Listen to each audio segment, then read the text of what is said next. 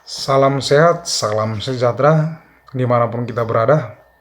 Perkenalkan, nama saya Ronaldi Saragi, Fakultas Hukum semester 3 non-reguler. Saya akan mereview ulang pertemuan ke-11 hukum lanjut yang didosengi oleh Ibu Profesor Dr. Haji Heni Nureni SHMH dan diasisteni oleh Bapak Dr. M. Rendi Ariandi SHMH mengenai bab 4 pengulangan tindak pidana atau residif. Pengertian residif, seseorang yang melakukan tindak pidana dan telah dijatuhi hukuman pidana dengan satu vonis atau putusan dari hakim yang telah mempunyai kekuatan hukum tetap atau ingkrah, kemudian melakukan lagi suatu tindak pidana.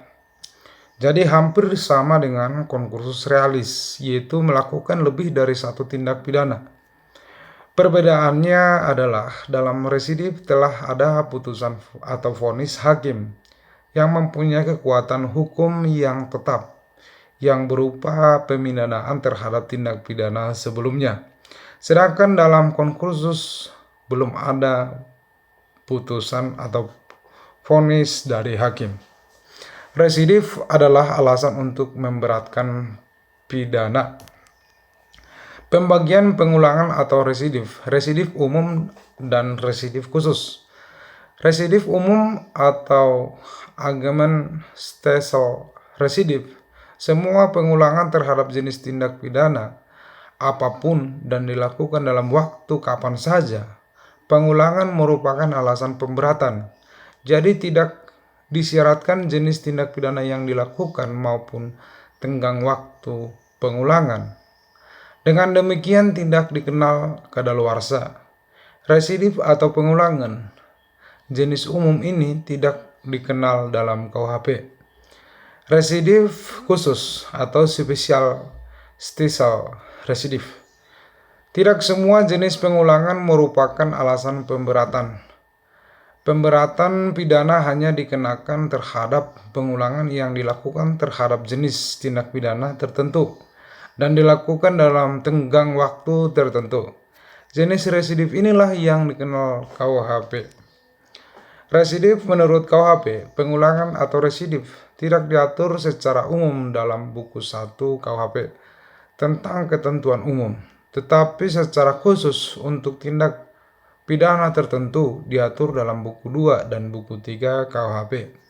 Selain itu, KUHP juga mensyaratkan tenggang waktu pengulangan tindak pidana tertentu. Dengan demikian, KUHP menganut sistem residif khusus.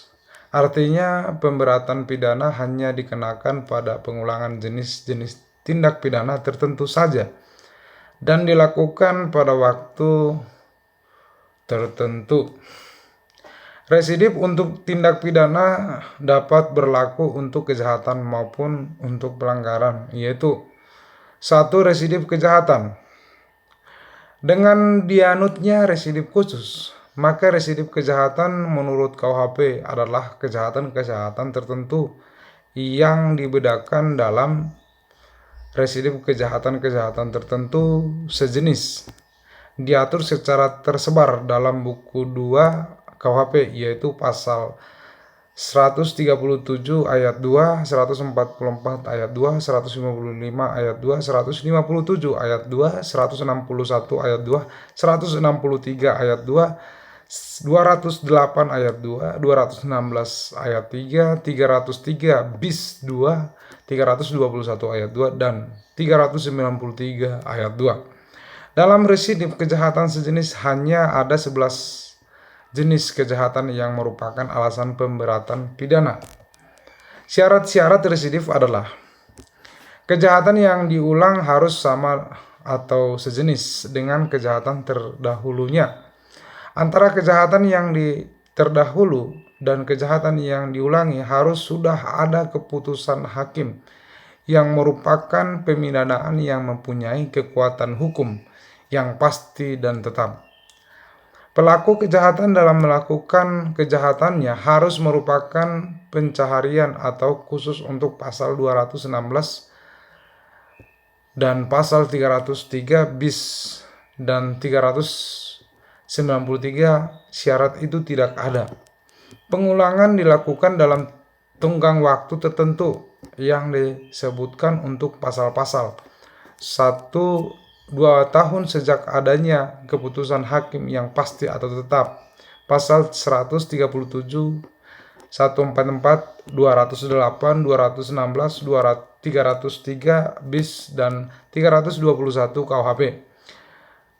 5 tahun semenjak adanya putusan hakim yang pasti atau tetap. Pasal 155, 157, 161, 163 dan 393 KUHP.